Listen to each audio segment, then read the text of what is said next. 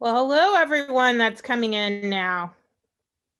We see that we have just under 30 participants, so we're giving everyone a chance to get into the Zoom room, and we want to welcome you for our third in our series of 4 conversations post 2020 presidential election. So I would love to do a few housekeeping items and then turn it over to our moderator for today, Quade French from the Office of Campus Wellbeing and Education. So before Quade takes over, I just want to remind everyone that you are to put your questions in the Q&A box. If you have questions, feel free to use the chat for any comments that you'd like to share. And this is really a safe, brave space for reflection and inquiry. So please be respectful at all times of not only the participants, but of the moderator and panelist as well. So we're going to spend the next 70 minutes together, and this is the third of 4 series or 4 conversations that we have in the series. We want to remind you that next week we will have Dr. Pedro Noguera, our Dean of the Rossier School of Education, in conversation with Bob Schrum from our Center for Political Future. And I believe that it would be great at this time to say thank you to all of our partners. This is a Dornsife partnership with Rossier, the CET, and with our Center for Political Futures, and as well as our Campus Wellbeing and Education office. So we want to thank our partners, and with that, Quade, please get started. Great, thank you for that, and thanks for all the attendees for taking time to join us today. My name is Quade French. I'm a clinical psychologist in the Provost Office of Campus Wellbeing and Education, and it's an honor to be here with our panelists. So I'll go ahead and introduce them, and then we'll get right to it. We have first Darlene Robles. Dr. Darlene Robles is currently an Associate Dean for Equity and Inclusion and a Professor of Clinical Education at the Rossier School of Education here. She teaches in the EdD Leadership Program and is a faculty advisor for the Preliminary Administrator Credential under Professional Development. Dr. Robles also serves as Rossier's Diversity Liaison to the USC diversity and inclusion efforts that are ongoing. Previously, Dr. Robles served for 8 years as the first Latina County Superintendent of the Los Angeles County Office of Education, the nation's largest regional service agency, and is an expert in the areas of urban education, program development, and school leadership. We also have Dr. Kimberly Freeman, is the Associate Dean and Chief Diversity Officer for Dornsife College. There, Dr. Freeman works with faculty, staff, and students to complete the development and implementation of a college-wide diversity strategic plan, which includes recruitment and retention of an increasingly diverse community, assessment of ongoing and proposed diversity initiatives, and cultivation of an inclusive college environment that promotes success for students, faculty, and staff. She supports mentorship and training initiatives, including training on topics related to DE&I, campus climate, civility, and equity. She also works to enhance the educational experience of students and establish an inclusive, welcoming environment for culturally diverse students, staff, and faculty. We also are joined by Kevin Brahim Kadi. Kevin Brahim is a senior learning and development partner with talent and organizational development in the USC Provost HR office. His areas focus on talent capability development in leadership, communications, emotional intelligence, inclusion and belonging, and employee relations. Outside of USC, Kevin Brahim serves as a learning media consultant for organizations seeking to build engaging video-based learning experiences to support a variety of onboarding, skill building, and professional development programs. With a background in entertainment as a professional actor, director, and writer, he seeks to embed authentic storytelling within learning pathways wherever possible. And we are joined by Kami Akavan, the executive director of the USC Dornsife Center for the Political Future. Previously, he was CEO of procon.org, the nation's leading source of nonpartisan research on controversial issues. Kami avidly writes and speaks on numerous topics, including dialogue over division, how to save democracy through critical thinking, and why and how to teach controversial issues in the classroom. In In his role, Kami has over 20 years of experience in bridging divides at national levels, and as the executive director of the Center for Political Future, oversees operations of all center components, including the UNRWA Institute of Politics, the Fellows Program, the USC Dornsife LA Times poll, and community and global engagement. So thank you all for joining me here today in our discussion on bridging the divide. And I was hoping perhaps, Kami, you could start us off with providing us with some context and an understanding of how we got here even. You know, politics has been a part and difference has been a part of culture here in the United States for so long, but why does the divide feel so intense now that we need to devote time to talking about how to bridge it? Thanks for the question, Quaid, and thanks for folks for joining us today. I see a lot of names I'm familiar with. I see you, Diane. Hi, Sarah. Hi, Therese. Thanks for making time to be part of this bridging divide process and kind of healing and licking our wounds to some degree. We had a record election, record turnout. We had, I'm looking at my screen now, about 149 million votes were cast in this election so far, and we're still counting. And that's the highest number that it's been in about 100 years, or if not longer. So those votes fell largely into two parties, and those two parties are increasingly farther apart than they have ever been.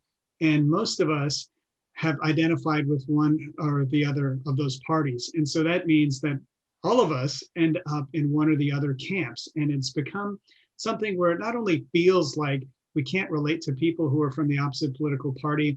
And that divide is something that we're feeling, not just in politics and how we cast our votes, but we're seeing it in our communities. We're seeing it at the governor's levels. We're seeing it at municipal levels and city governments increasingly becoming polarized. We're seeing it at our dinner tables with our family members. And as we're looking forward to Thanksgiving, some of us might be wondering, yikes, how are we going to navigate those conversations? So to your point, Quaid, though, why does it feel this divided? Because we are literally at the highest level of polarization that we have ever experienced in this country. I was looking at charts and graphs from the period of the Civil War. We're looking at 1879 polarization and comparing it today. And today it's higher. It's higher as party polarization and individual polarization. So that's not a good sign. And the way that it manifests itself is in our personal relationships. So people now increasingly care more if their son or daughter marries someone of the opposite political party. 1960, when they asked parents if they would care, 2-3% of parents said they would. Flash forward to today, it's close to 40% of parents who said they'd be upset if their child married someone of the opposite party. And our polls are getting farther apart. So what is considered, when they ask Democrats and Republicans, do you think the other party is a threat?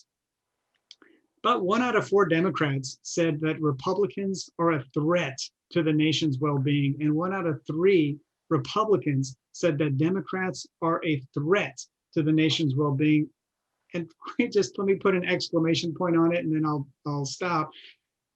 A similar poll that was done in 2019, beginning of last year, they asked folks, do you think we'd be better off as a country if large numbers of the opposing party just died? And 15% of Republicans and 20% of Democrats said yes. So that's where we're at, Quaid. That's the context for why it feels so awfully divided, because we are historically highly divided. Thanks for that reflection, Kami. I'd like to open it up to the rest of the panelists to reflect on what we've heard as well and your experiences of this polarization in your work. I can start. Well, I've been with USC for 3 years now, but I've been a member of the Los Angeles community my entire life. And seeing, how fractured things are now from the perspective of both resident and also someone who is working in higher education, I'm dismayed, but I'm also hopeful because I've lived through the civil unrest of 1992, which was another time that I felt we were very polarized here in the city. So I'm just focusing locally on life as an Angelino or living in the LA region. And I saw some tremendous work being done by some very dedicated community servants to bring together, all parts of the city. And USC, given its location, was a key player, I believe, in that effort. And so I see USC having a critical role going forward, especially being a higher education institution, to helping bridge gaps and create the space for dialogue across differences.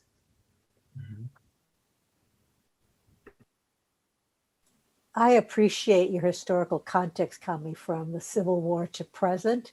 And having lived through many of the things that Kimberly, from the Watts riots to the Rodney King to the civil rights turmoil in the 60s and walkouts of students in the 70s.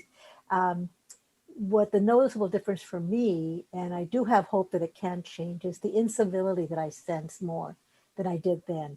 Yes, there are protesters and anger and but for the most part, even though of us that were actually in the streets and protesting, we still had a way to communicate with others in a different setting, or at least I remember that. And I think that's something that I would like us to continue to reflect on, how we can be more engaging and listening and being civil. Not that I'm going to persuade or convince you to my point of view, but that we do it in a way that provides an opportunity for us to remain in a relationship and not rupture it. And then I think that's something that I think we can, as Kimberly said, we can be a model for that because we're very diverse in lots of our identities here at USC. So if we can model, that would be helpful, because I think that's the part that I'm struggling with, and trying to find ways to incorporate ways that we can be more respectful and civil with each other. Yeah, I think that's a really great point, this civility, right? And in our prep for this meeting, a concept that came up that really seemed to resonate was this idea of in-grouping and out-grouping, and people really retreating into their camps. I mean, Kami, the statistics you provide around believing that things would be better if a certain percentage just up and died, I think can be shocking for people. So what are your thoughts about sort of this retreating into the in-group, out-group? And then also, in what ways does that prevent us from moving forward, from thinking it's okay to take that step if we're so sort of entrenched in our own positions? Yeah, I'd like to build on, as we go into this reflection there, I'd like to build on everything that's been shared thus far. And again, thank you, Kami, for sharing that. And I'm really curious about the polarity of the stories we're telling in our in-groups and out-groups. At a global level and at a local level. So for me, just a little personal reflection on my background. My father's an immigrant, is in the US Armed Forces for 30 some odd years. I moved around my whole life living overseas as an American, in other cultures, and what that meant for me and how I framed my understanding of what it meant to be American in that setting. And so really didn't come to understand left and right until I was in college and beyond. And so I'm curious, specifically thinking about USC and also in our local communities, how we can start to break down those kind of global polarity stories that are being told and reinforced, and bring them closer to local perspectives. And I think once we do that, we'll have more bandwidth and runway to actually start deconstructing them and get closer together into commonalities and shared interests and shared understandings. So I'd be curious to reflect on that as well as we continue, like what the distinction would be between like this big left and right global kind of pole, and then what it looks like on a local, more localized level, which is what I think we're all experiencing right now in our families and our social circles, in the workplace. So I'd be interested in that as well. Quaid, if I may, that's a great place for me to insert a comment. I was sharing with the panel earlier, I listened to a dialogue that was conducted by the Othering and Belonging Institute at UC Berkeley. And John Powell, who runs that center, said it's harder to hate up close. And so that's why I think it's important to really get hyper focused on what we can do within our campus community and within our departments and organizations at USC, because it really starts with a conversation. I know that there's a lot of angst and people feeling like, I'm tired of talking. Talking is not working. but it really starts with the building blocks of good, solid relationships. And those relationships can be formed in a place like USC because it's a place where students are in a transformative time of their lives, whether they're undergraduates or graduate students. And we, as administrators and faculty and members of the USC community, benefit from that energy they bring, and that curiosity that they bring. They're here for a reason. They want to learn, they want to grow, they want to be mentored. And so I think it's a learning opportunity for everyone. So we have to turn USC into a learning organization and an incubator of sorts for these very localized conversations that Kevin Brahim is referring to.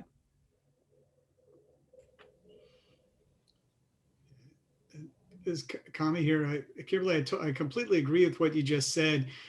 I've been in this bridging divide space for a long time, and all of us who attend conferences, we hear a lot of acronyms, right? Where someone gets really cute with solutions to a problem. One acronym has stuck with me for these 20 years, and I completely buy into it. This is what can work for bridging divides. And all of the points you just made fit into this. So number one is exposure. Exposure to opposing ideas. We're so often in our little echo chambers, we cannot fathom how someone could possibly think the crazy thoughts they think. And the reality is that they think the same of us, right? And so exposure is one. The other is engagement. And we've all talked about this to some degree. We have to interact with people with whom we disagree, because we'll find out that we probably have far more in common with them than our politics would have us believe. The third, and to the point about USC, is education. Not just education about issues and candidates, but education about why we are compelled to disagree with each other. Why is it that we are not getting along? And fourth is elevation. And that is modeling what civil discourse looks like and elevating those situations where, let's say, a couple who is a Republican and a Democrat who you would think would hate each other, but they're married, right? Or these kinds of opposites in love kind of stories. Those are the kinds of things that we can and do elevate at this university. And for me, those 4 E's, as annoying as I personally find these acronyms, I really think it comes down to those 4 things: exposure, engagement, education, and elevation. I think those are great points. I am thinking about conversations that I've had with staff and just really anybody in America today. And I think there are 2 things that I think sort of people are thinking about. One is why, right? And I think, Kami, your 4 E's are getting at the how, which hopefully we can expand on later. But I think for many, there's that question of why. Why would I want to engage and exert that effort on my part to connect with someone who has very different beliefs than I do?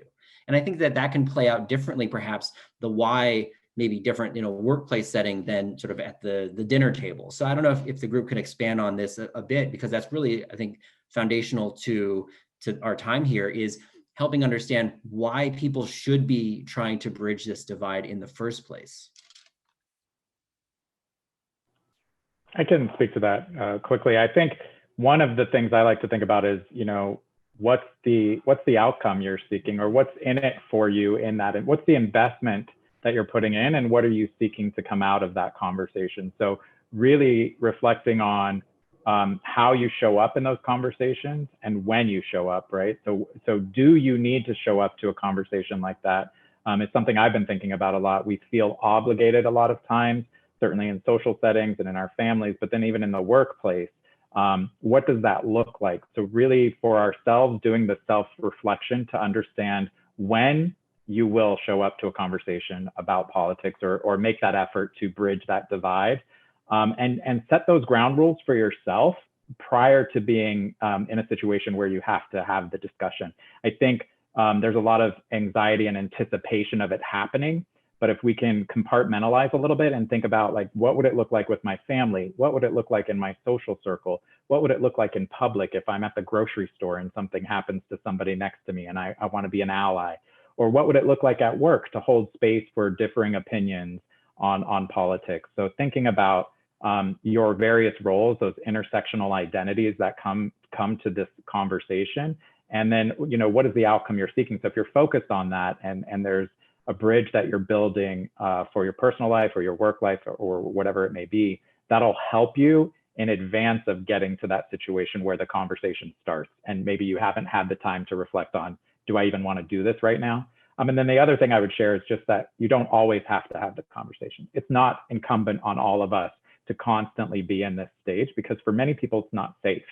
And if you're in a conversation that isn't safe, or where ground rules haven't been agreed upon, then that's where you really want to be able to know how you will process that and handle that experience, because it's different for everyone. Mm-hmm.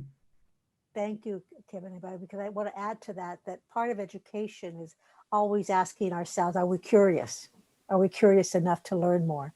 And I think you're right. We have to find the space to do that, particularly on a topic that's very emotional and we get emotional about it and we get triggered. But if we can pause and reflect and say, okay, I'm going to take a step back and see how I can be curious about wanting to find out why. Not that I'm going to get into a defensive argument, but just listen. And sometimes we're so busy in our work and our day-to-day life, we don't really listen to each other. We miss cues. We take someone's comment and we go to what I call the dark side, versus saying, well, wait a minute, help me understand that. I don't think I heard that right. Or maybe it was, can you tell me more? And we need to take time. Relationships take time. And particularly in your work setting where you're going to work with individuals throughout your career or in different places, we have to take time to build those relationships. And particularly if you're a person that's sitting in power, if you're in a role you have positionality of power and you want to have people engage, you have to be cautious about that, because people are going to want to serve the boss, right? Or serve the one that has the power. And so how do you step back and allow for a conversation to happen if that's the place to have it? As you said, Kevin and Brave, it's not necessarily the time, but I think we need to focus on education as being curious, being open, and willing to listen to other perspectives as a way of learning. People have heard me say, my learning curve is here all the time at SC. I'm like this. I don't rock climb, but this is me because I want to learn. And I think the day that we all, particularly in education, want to stop learning, then we're going to be stagnant. And we need to be open to that. And go ahead, Kimberly. I'm sorry, Kevin. I would just add to that, because Darlene said two things that really resonated. She said many things, but these two things really I bring out some points I want to make. Listening and leadership. I think that leaders have to have the courage that others may not have. I mean, you kind of have to go into places where others may not feel confident or comfortable going into as a leader.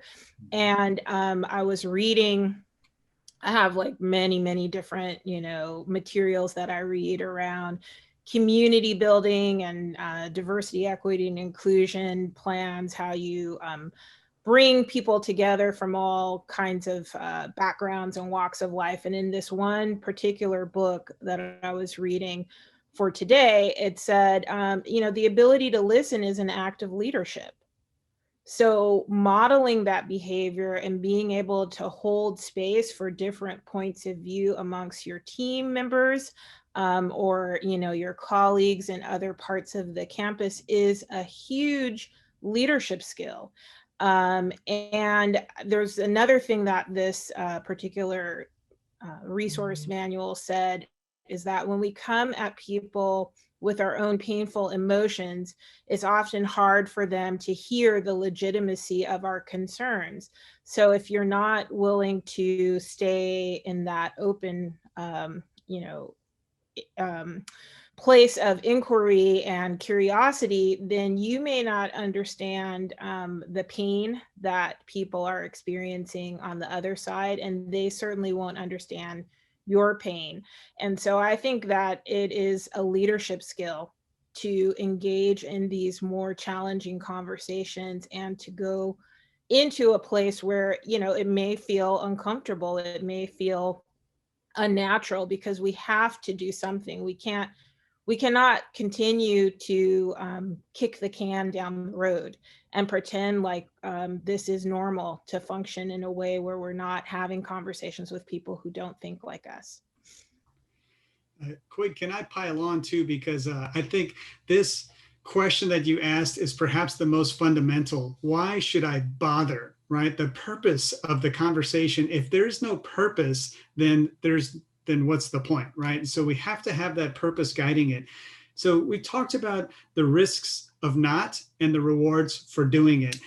And that's kind of how I see it. So on the one hand, one of the benefits, we live in a unique form of democracy that exists here and nowhere else. And a requirement, a civic duty for this system to function is that we have to disagree with one another, compromise on policy, and move forward as a nation.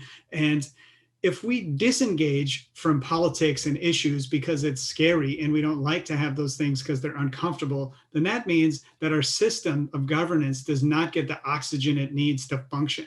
So we have to do it. I think Van Jones described it as a type of resiliency. He says you can't pave the jungle. Once we are in our society, we need to have that personal resiliency. We need to know what it feels like to have someone challenge us, say you're wrong, and to have the confidence and the wherewithal to be able to say, I don't think so, and here's my reasons why not. That is a life skill. That feels good to do it. And I'll give you another reason. It is natural. We are social creatures. Human beings need each other. And when you look at places like, let me give you this example. Yesterday was Veterans Day.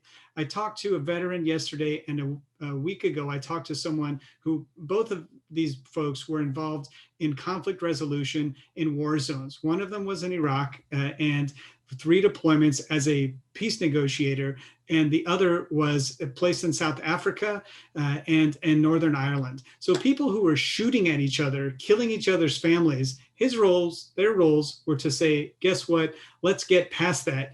And no, people don't want to get past that, right? They feel physically threatened, they're being shot at. So how do they do it? How do they build resiliency? You know what both of those folks said was the reason that motivated people? What was their why? They said it was the desire to have a common humanity. The common humanity was both of them said this word, and they had never met each other. They said that was what brought those people together. We are social animals. We need that common humanity, and we need to be able to identify with one another. So to the why, you have to do it. You want to do it. It feels good to do it. And if you don't do it, we're in big trouble. That's why. I agree. There was a great reference. I love that, sort of the humanity as why, right? And wanting to put that effort in, knowing that it's for the betterment of society, really, in the end. I know that in a lot of the work that we do in our office, we work with people who are really struggling. And in so many ways, for so many, the context in which we are living our lives is really challenging. We're talking about the pandemic. We're talking about the ongoing fight for racial equity. Many have been experiencing that their entire lives already, and then you just pile on all these other stressors. And so I know that in meeting with people, many feel that they don't have the reserves to engage. They don't have the reserves to be patient, to be curious. And I just think that that's a huge reality that we're facing now. And that's in some ways separate from this desire to be there, to stand up, to help advocate. But then I'm reminded, sort of also, Darlene and Kimberly, what you were mentioning around power and responsibility. And I think that that's a really interesting position that people can find themselves in. For some who have power, maybe they're in positions of management or leadership, it's not necessarily a choice, right? Whether you stand there and stand up for those people in your organizations or not. For others, if they're sitting at the dinner table, maybe they feel that they have a bit more choice. But let's say, right, that they're sitting in, they're listening to this conversation, they're recognizing that, yes, I too want to stand up for a better humanity. I recognize that there are people who disagree with me. I recognize that for all sorts of reasons of safety, security, stress, I'm retreating further into my own camp, and I'm seeing the other as the enemy. Let's say that they put all that sort of aside and say, I want to engage. I want to be a part of these conversations. Let's shift perhaps to the how, like those E's that you were getting at, Kami.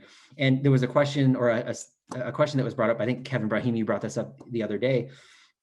Let's say you've made the choice. So then how will I show up for people if I don't feel the same way?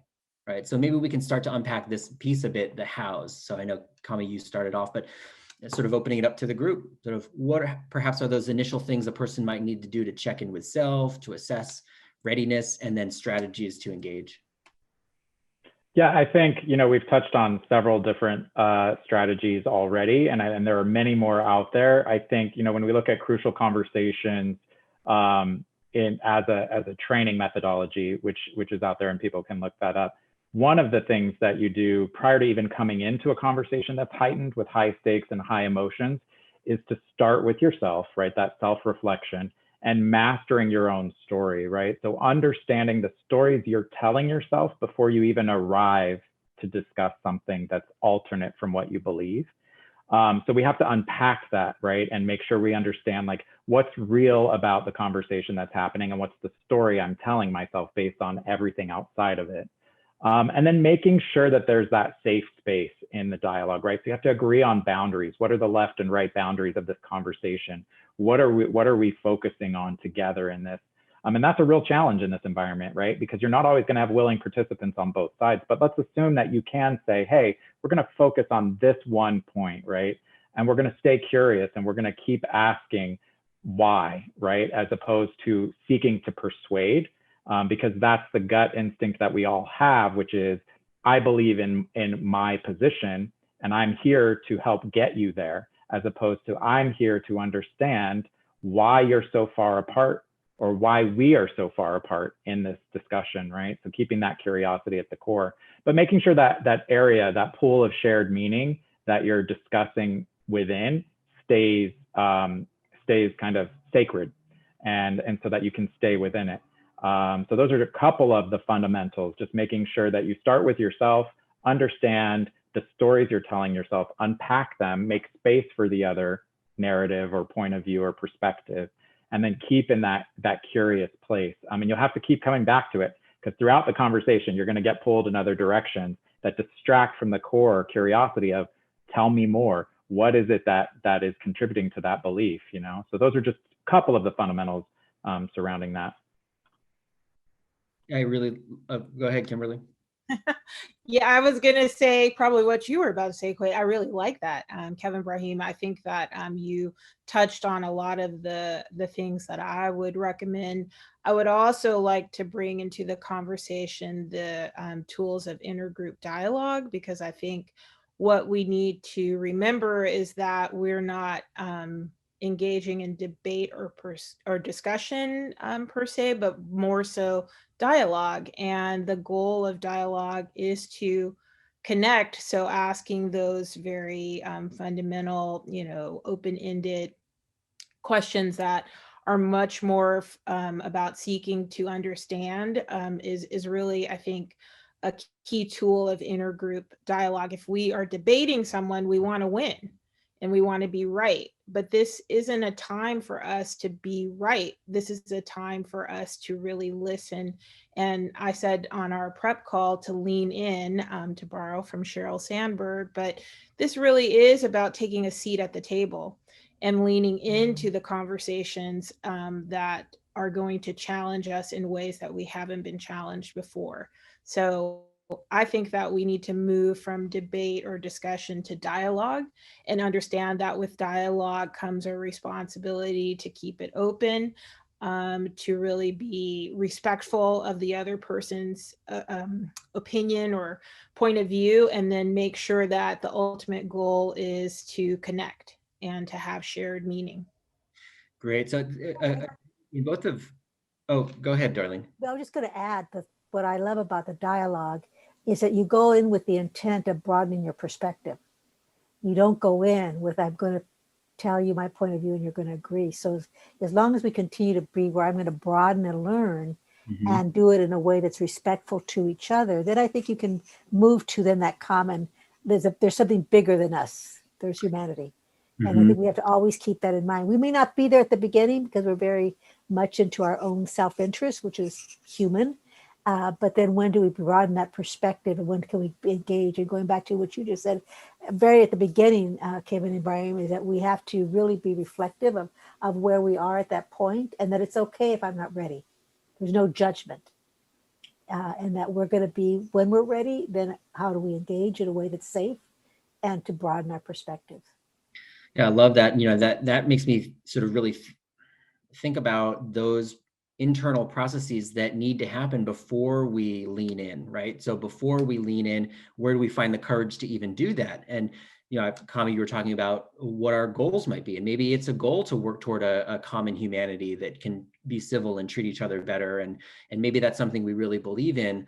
And Darlene, as you're bringing up too, if we can approach, and the others as well, if we can approach this with curiosity as our goal, right, instead of confrontation. And I love, Kimberly, what you were saying. It's not about being right as much right now, but it's about being willing to listen. But being able to lean in that way could be really helpful. Yeah, I appreciate that point, Quaid. And what I want to comment about that is there's a fear for having these kinds of conversations, right? The outcome can feel terrible, right? The consequences can be dramatic. Now, my sister won't talk to me and hasn't talked to me for a long time. My neighbor thinks I'm a jerk, right? I mean, not me, but these are the kinds of examples that people are afraid of the outcomes. But what I want to emphasize is that it's not our fault, right? We did not create this situation. And there's a certain comfort in knowing that we did not shrink the public square where there's fewer opportunities to interact with people with whom we disagree. We didn't make union and church participation lower. We didn't make malls start to die off and movies and concerts and the public square shrink.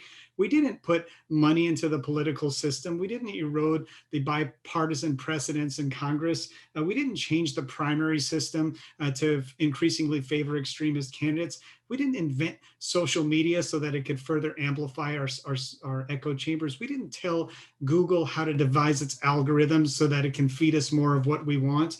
We didn't do so many of these things. We didn't change the educational system to focus so much on STEM and less so on the critical thinking skills that we get from social studies and the humanities. And yet this is our world. And what's sad is that now we, the people, have this burden. We have to fix the problem because now it's on us. We didn't create the problem, but we are burdened with the solution, right? And so being a informed digital citizen in the year 2020 is a much more complicated proposition than citizens have had decades ago. You turn on the news, there's 3 major news stations. They're all pretty good. You know what's going on in the world.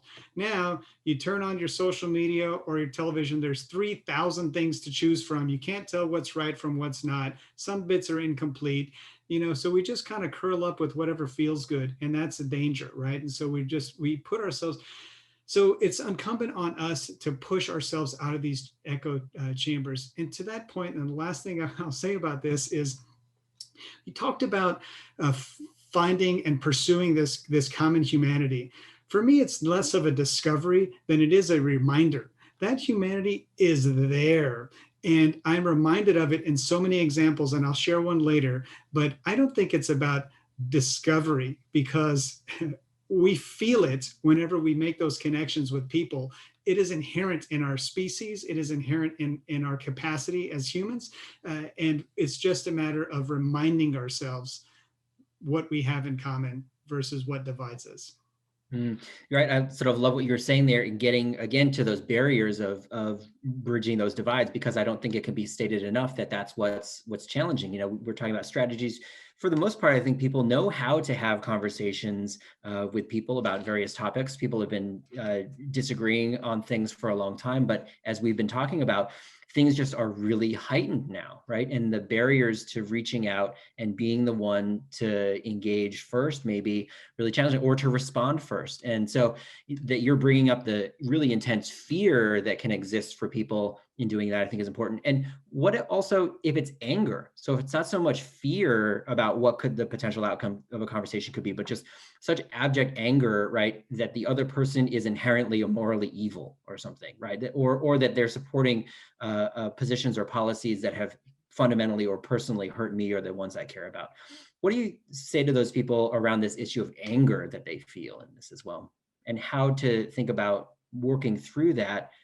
Or I guess I should say, do they need to? Are they allowed to be justified in their anger as well? Well, as a trained actor who spent a lot of time working to tap into my emotions and make sure they were always authentic and present, I would say anger is good and you need to feel it. How you act upon that anger is a different story. So I think it's okay to be angry. I think that's part of it. It's how do we process that and how do we let that bring us back into conversation again, and how does it become motivation and fuel rather than a detriment that draws us further down. But overall, just thinking about that question and that dilemma about, you know, how can you bring more of your opportunity to live in the space of like a non-binary world, right? All of this has come together to make us, everything is so transactional. We're always seeking these outcomes or products, or, you know, it's a blue or red issue. It's, you know, there's no purple in the middle, it seems, right? So like, how can, in that pool of shared meaning, how can we prioritize having discussions, making the effort, and understanding that there will be more gray area, more unanswered. We're going to cultivate even more questions by asking the questions, and we're going to leave those questions there rather than walking away with answers. I think that everything that you said, Kami, just was like, I felt like I was in a spiritual retreat, kind of coming to understand this world that we're in. And that's just it, right? We didn't create all of those things. So it's not on us. The burden is not on us to correct them all in that moment.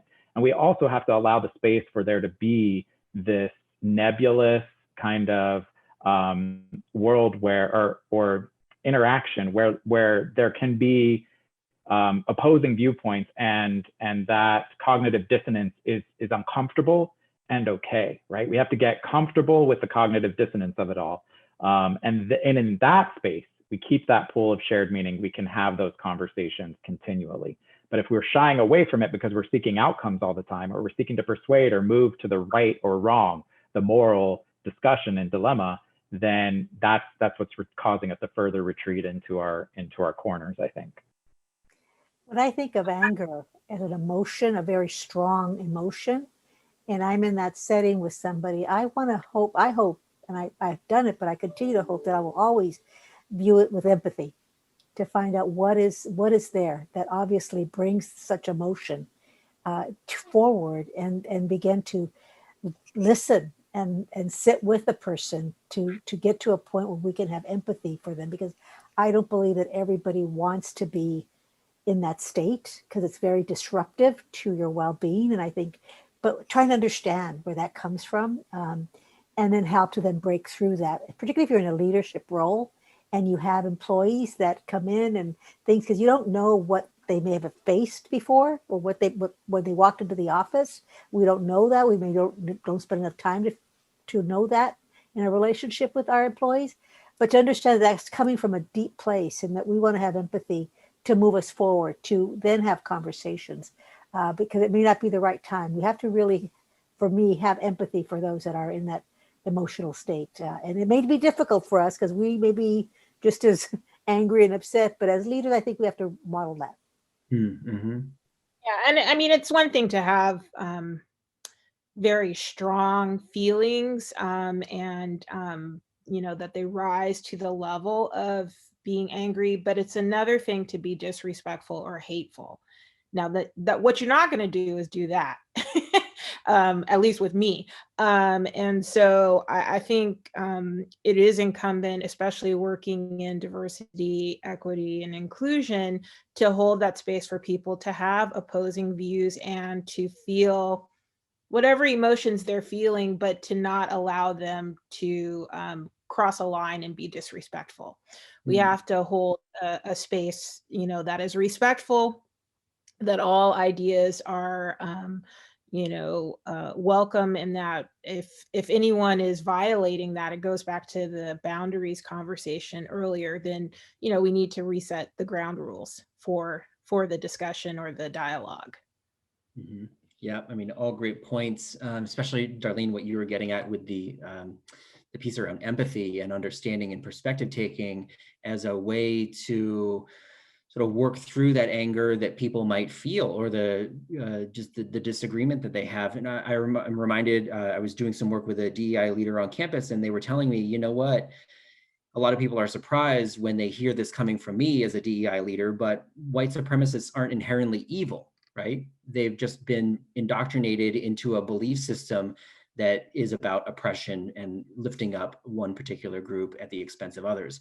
And so I just think it's so powerful that when, here's someone who's a respected DEI leader on campus presents that frame, it really does emphasize then sort of kind of what you were bringing up in all of us, sort of the power of context, the power of polarization. And I also would say, from my lens as a psychologist, the more uncertainty people are experiencing in the world around them, the further they're going to hang on to those things that they feel they can be in control of. And if that's their beliefs, then I think that that really does contribute to people retreating to these sides. But you're right, if we can sort of be those models and address our own anger, our internal cognitive distance, as you say, Kevin Ibrahim, around connecting or distancing, I think that can be really powerful. So again, I would encourage people to use the chat or Q&A if they have questions that they'd like to have answered. I mean, I'm thinking also, as we're all part of the USC community, in the coming months even, how would you recommend then to people, whether they're, let's say, sitting in a staff meeting or a faculty meeting, and you can feel that energy of a conversation sort of just coming in like a wave that, oh, we're heading into territory now around politics or beliefs or these hot topics that we're talking about. What would you recommend someone do in sort of a very concrete way, perhaps if they are running the meeting or even if they're just a participant?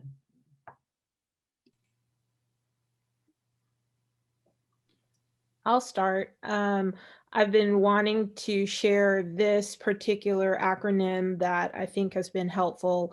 Last year, the leadership team within the business office of Dornsife went through a training with an outside firm, and they taught us something called COIN, which stands for context, observation, impact, and then next steps. And I use that framework quite a lot in communicating with others, because sometimes as the leader, we have to set the context for maybe why the temperature is rising in the room based on the observations that we're making. And I know that Darlene, in the EDD program, students are taught how to do observation and use that as part of their methodology for the research in their dissertations.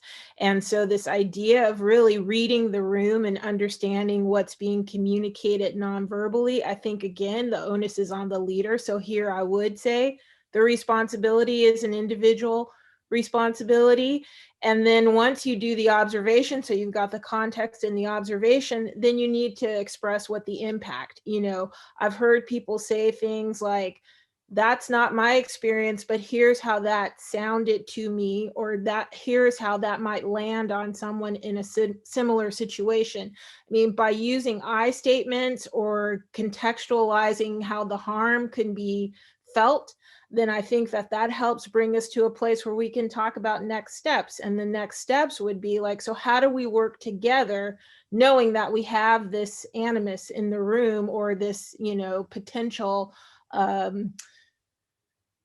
polarity that is starting to surface? How can we move past this so that we can be successful as a team? And I don't think this is going to get any easier, because what the pandemic has taught us is that we're in a hyper team environment, working from home. We may not be physically together in a conference room, but every time we get on a Zoom, we're in a conference room, we're in a virtual conference room, having to listen and share and wait our turn and then lean in and lean back. And all those are new skills for people. Mm-hmm. We haven't had to do that. It's very different when you are in a actual room communicating with people versus when you're doing it virtually. But if there's one thing that we've been taught, is we are not alone. We have to do this together, and we have to be more effective working together. So I think the leader has to use something like COIN to help rebalance what's going on in the room. Mm-hmm. And to feel that responsibility as leader to even make that first overture. I think that's great. How about others? Well, when I think about about a leadership role, and I'm conducting the meeting, right, even on Zoom, And I hope that we provide the space where people are in a position where they feel comfortable, that they're willing to share. And you can have all the norms, you can set everything, but something can trigger. But I would hope that a norm would be, particularly like in my class, you can remove yourself and there's no penalty for that. That happened recently in a class with mine, where the situation and the readings really triggered this young man to feel very emotional, and he left the room. He actually left the classroom. Now, he said to me afterwards, thank you, because I didn't go look for him. I didn't go he obviously felt that need, and that was okay. So somehow in our interactions with each other, that has to be explicitly said, not just implicit, with the leader to say, I need a safe space. And right now I don't feel safe. And we need to provide those opportunities. I look back now that we need to be more explicit about it, not just assume. I think that we had created those norms with the intergroup dialogue in the class, and we set up our norms. So I think it was okay. I think he just was worried, just like the students are with their professors. But I think it's incumbent on the leader to create that space where people can feel acknowledged, that they're going to take care of themselves, and it's okay. I love that piece around leadership. One thing that I work with, so I work with faculty and staff, around the campus. And I always tell people that there's a big difference between saying my door is always open and then actually going out and connecting with your staff or students and inquiring about how they're doing. And for me, what you were getting at, Darlene, that really speaks to power and responsibility, right? Being able to recognize that it takes a lot of courage for a staff person or a student in that case, or a junior faculty person to raise their hand and to be the one to say that they have concerns about what's being said. So I do agree there's responsibility in that way. And so we have a question that came in the chat or in the Q&A that's related. How can we respond with empathy and in a way that creates an opening to conversation when politically polarized? And how often, when politically polarized and often angry comments come our way, not through conversation, but by other means, emails. Okay, so how do you create space to have conversations with empathy when it might not be live, right? When it might be in email or if live in chat boxes? What does a person do who's running that space?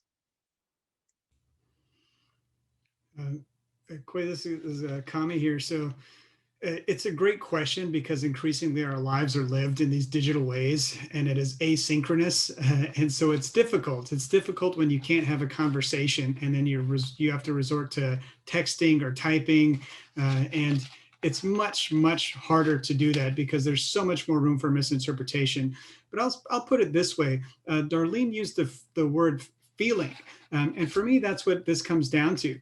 It doesn't matter what the specific argument a person is making on a candidate or an issue. It's not about the issue or the arguments. It's really about how that person feels when they make those arguments or when they hear those arguments. And so the first thing to do in these conversations, whether it's asynchronous digitally or whether you're sitting across from the person or whether you feel like, oh no, this conversation is about to go off the rails.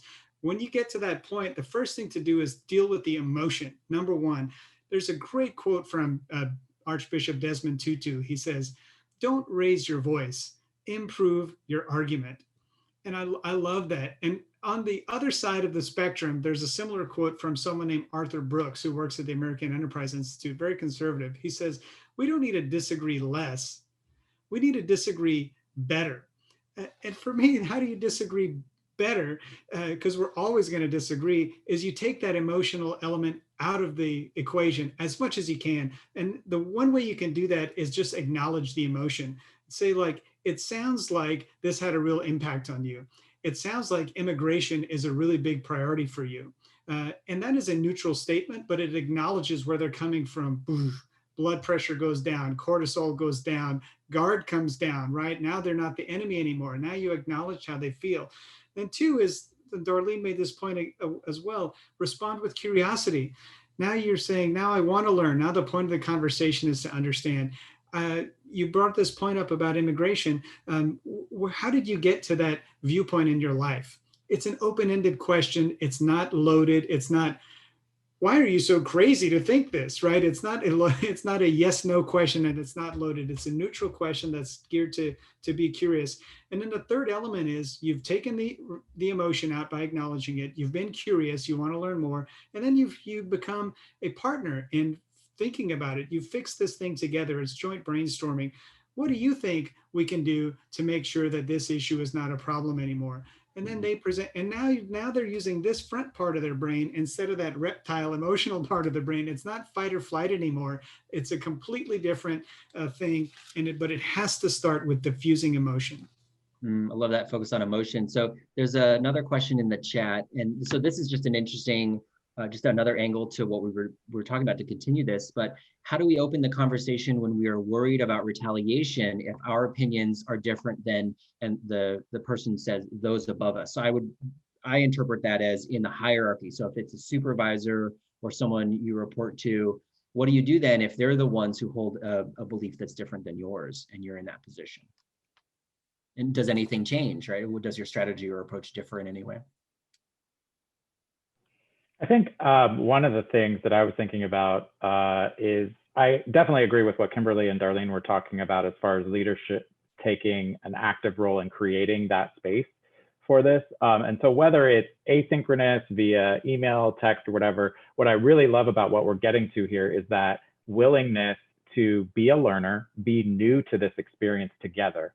So just like Kame was mentioning, like, wow, this sounds like it's very important to you. How can we together continue this dialogue? How can we come together to continue this discussion? What is the framework that we're going to move through this with? Easier said than done sometimes when things are fast and furious. But if we just take that mindset of all being new to this together, we're all in the virtual space together, we're all new. So leaders can ask their teams, hey, I need your help. We're going to create a safe space. What does that look like? So in facilitation for training, we often ask the attendees to define the ground rules for our classroom, our virtual classroom. So in a meeting, take 5 minutes at the beginning. If there's a lot happening in the world around all of us, what are we agreeing to do for this meeting today? Let's take 5 minutes to reflect. And to that COIN acronym that Kimberly was talking about, that really helps people focus in on the observation and impact before moving on. But I think as an individual contributor, I think you should feel empowered to also advocate for that and ask for it. And I think requests of leaders, hey, can we create this space where we can safely share opposing viewpoints? And you'll know pretty quickly whether or not that's going to be possible. And I think that would be to kind of test the waters and see, can we all together collectively determine how we're going to share opposing viewpoints in this virtual realm, in our meetings, in our classrooms. I'd like to see more individual contributors having the confidence to speak up and model that, and it's referred to as managing up sometimes, but I think inviting us all in as though we're all new, we're all learners, with humility into that space would be a way to do that. And the more people do it, the more I think it'll get easier to live in that area. And I would just add, because when I initially heard you read the question, Quaid, and then I read it for myself, I do understand this power differential, but I think the skills are the same, whether you're the subordinate or the person in the leadership role. Start in a stance of curiosity and, suspending your judgment or your assumptions about your leader. Sometimes people want to, I've heard this in my career, like, I want to hear your views. I want to know what you're thinking about this. I want you to push back. Now, that hasn't been about the election. I'll be truthful that it isn't necessarily someone saying they want me to push back politically, but just fundamentally in terms of the work that I'm doing. There's been that invitation to take an opposing stance on something. And I think if you're not doing that, you are demonstrating to the person who's basically navigating or, kind of controlling your career at that point, your boss, that you're not willing to take a risk. And there's risk taking gets rewarded.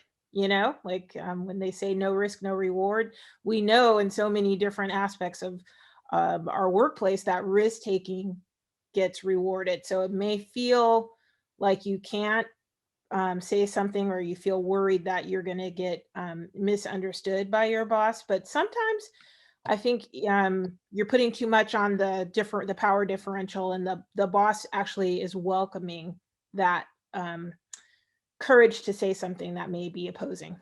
Yeah, I love that. I think it is really important to check, in with our presumptions of the other person. And if anything stands out in this entire panel, thank you so much for everything you've shared. Curiosity is really important. I'm really glad, though, Kimberly, that you mentioned and sort of validated the fear that a lot of people feel in managing up or in speaking up. And perhaps they will have had past experiences that didn't go so well, or that they've seen someone else be crushed or retaliated against for saying something that's different or contrary. And I think you're getting at something that I think is really important here. We've been talking a lot about vulnerability. We've been talking a lot about fear and risk. And there are differing levels of putting yourself out there. There are different levels of risk taking. And I think that that's a really important piece too. So maybe your first step or your first foray into, suggesting that your department have conversations about this isn't sort of rolling in hard and deep, sort of demanding that a lot of things change right away, but testing the waters, as Kevin Brahim said, sort of suggesting, hey, what about this? Oh, being curious and saying, oh, I heard another department was doing this, and really sort of gauging that space so that you can then make informed judgments about what your next steps might be.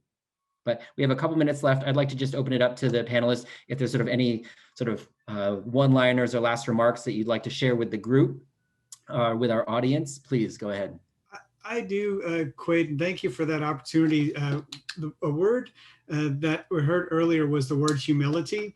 And for me, it's so important in having these conversations. And I just give my quick example of the lesson in humility.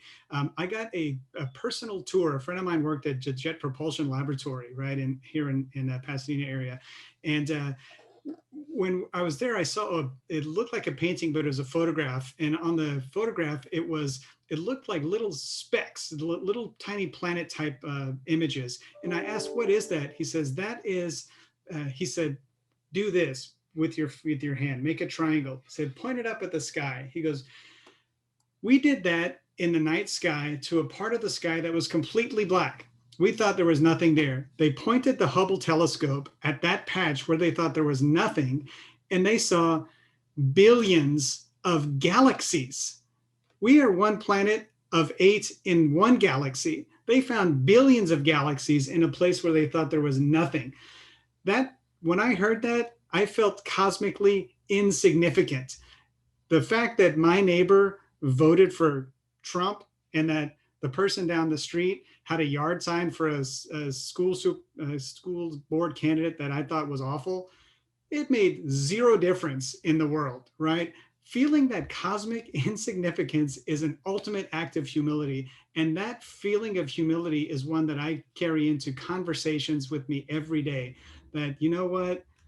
It really doesn't matter if you think this or that. I'm going to learn something from this conversation. And I give myself permission to say, this conversation, I cannot build a bridge here. I will always try, but sometimes give myself permission that it's just not going to work out. Move on. Life is too short. Pick your battles, right? And humility. Love it. How about others? For me, I think it's always, what are we willing to invest in a relationship to move forward in our work together, or even in our families? If you really don't want to invest, as Kami said, that because it's just not, then that's okay. Don't feel guilty about it. But if you really do see that there is some hope and work, then figure out a way to do that by being curious, by listening, by having humility, by working on it. Because what we, as Kami so brilliantly said, we're social beings and we want to be in relationship. So whenever we can maintain those and expand them, I think that would be, for me, my expectation. And when you rupture them, it's very painful. It's still emotional. Even if you have good reason, it's still emotional. It does take something from you. And so rather than reduce, I would want to expand the relationship. Great. And I would build upon the bridging comment that Kami made. So Again, I'm going to reference the Othering and Belonging Institute and the work that John Powell does, but he talks a lot about bridging, and he said that bridging is talking to someone you disagree with, and the purpose is to see and recognize people. And so I think that if that is your goal, then you should go for it. But I also know that it is not the magic cure for what is ailing us as a society. We still have systemic inequalities and structural racism that needs to be dealt with. So this is not an either or, it's more of a both and. And the last thing I would say, and this goes to the point of, establishing boundaries and understanding when it's not the time to lean in. I remember Reverend Michael from Agape said that life is a series of gains and losses. And so you just have to decide, am I in a period now where this is like something that I'm going to gain from doing this bridging exercise, or you go cut your losses. And I think that it takes some emotional, intelligence and some maturity on the part of the person engaging in a dialogue with a difficult or engaging in a difficult dialogue with a person to understand, is this worth it? Is this the, moment that I'm going to spend? Is this the thing that I'm going to spend my time on in this moment? Or is this something that I can just walk away from? I love that. And in that also, what gains can I make from the losses as well? And Kevin, you want to bring us home? Yeah, I just, Kimberly, I love that, the synchronicity of all of this, because you mentioned both and for me, like two things I'll offer from the world of improvisation is that yes and, right? So once you start that work, continue it, right? So I made a stride, I made a small part of the bridge right now. The other aspect is, they say in improv, bring a brick, not a cathedral. This is a slow process, right? So you're going to build that bridge little by little, and it doesn't have to be the full conversation out of the gate. It can be one small part of that bridge. And if it's that commonality, that one thing you can focus on, that's where you start. And then you keep going, and then you keep going. It's an ongoing process. Forgive yourself for not being able to do it all at once, and understand that it's going to take a lot more than just one conversation. Wonderful. Well, thank you so much to all the panelists, and thank you all to the participants for joining us for this. Thank you to Dornsife and Rossier, as well as Campus Wellbeing Education. And I would just like to remind everyone that we're continuing in the fourth part of this series next week on the 19th, where we will have Dean Pedro Noguera and Bob Shrum from the New Political Future, I believe, join us in conversation. So thank you all very much for your time.